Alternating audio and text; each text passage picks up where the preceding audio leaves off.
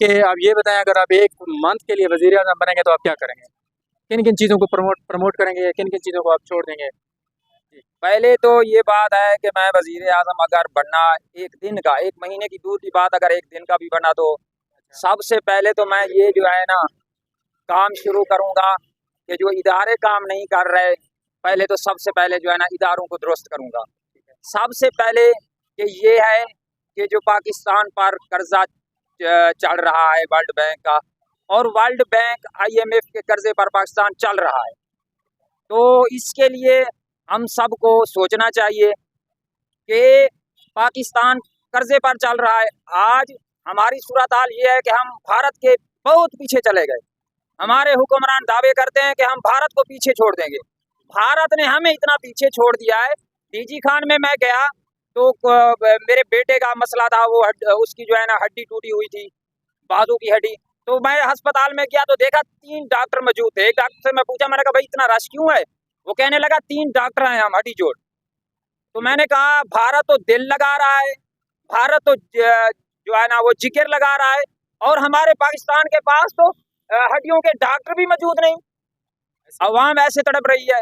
तो मैं कहता हूँ फौज को, सानिया 9 मई जो ड्रामा रचा हुआ है ये सियासी पार्टियों का, PP का, नून का और MQM का, ये 9 मई लगा हुआ है। तो उसके बाद जो है ना फौज भी इस 9 मई के पीछे लगी हुई है। बात सुने, अगर फौज ने सियासत करनी है तो आए सियासत करे, पाकिस्तान की तरक्की की जमानत दे। हम सब फौज को सपोर्ट करेंगे। हम फौज को बिठाते हैं, वो जो जर्नलों को बिठाते हैं, वजीर आजम वो बने, सदर बने, उसके बाद जो है ना हम पूरी आवाम सपोर्ट करेंगे। ये पक्की बात है। पाकिस्तान की तरक्की की गारंटी दें वो। ऐसे 76 साल से पाकिस्तान धक्के खा रहा है, गरीब आवाम धक्के खा रही है। ऐसे फौज सियासत ना करे। फौज का काम है सरहदों की चौकीदारी करना। फौज का ये काम नहीं TV पर बैठकर सियासत के सबक पढ़े और आवाम को पढ़ाए। सीधी सी बात है, अगर सियासत फौज ने करनी है, जर्नलों ने करनी है, GHQ ने करनी है, तो आए बैठे, अवाम इनका साथ देगी।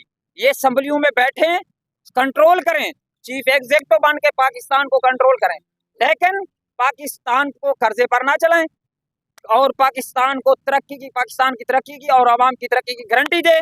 हम GHQ जर्नलों को बिठाते हैं वजीर आजम के अहदू पर, सदारत के अहदू पर। आप ये कहना चाहते हैं कि साथ हैं। आप ये कहना चाहते हैं कि पाकिस्तान की मईशत जो तबाह हो गई है, उसकी जो है ना मतलब अक्सरियत जो है ना फौज की वजह से तबाह हो गई मईशत जो।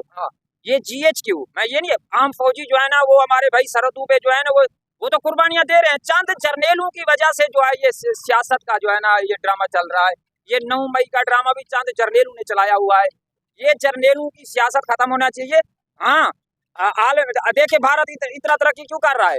भारत इसलिए तरक्की कर रहा है हर शोबे में। भारत में एस्टेब्लिशमेंट की कोई मुदाखलत नहीं है, फौज की कोई मुदाखलत नहीं है।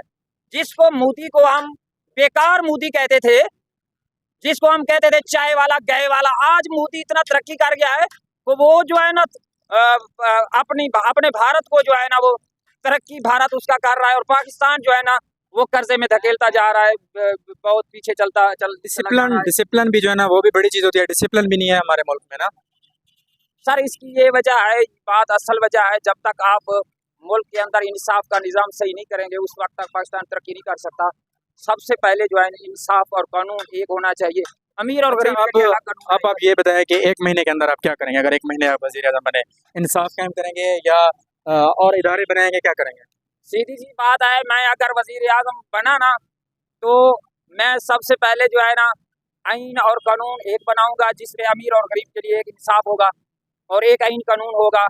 और उसके बाद जो है ना मैं सिर्फ दावा नहीं करूंगा, जो करप्शन करेंगे अफसर या ब्यूरोक्रेट या सियासतदान, तो सबसे पहले उनकी असासे और जायदादें जब्त करेंगे। मैं उनको जेल में नहीं भेजूंगा, उनकी जायदादें असासे जब्त करूंगा।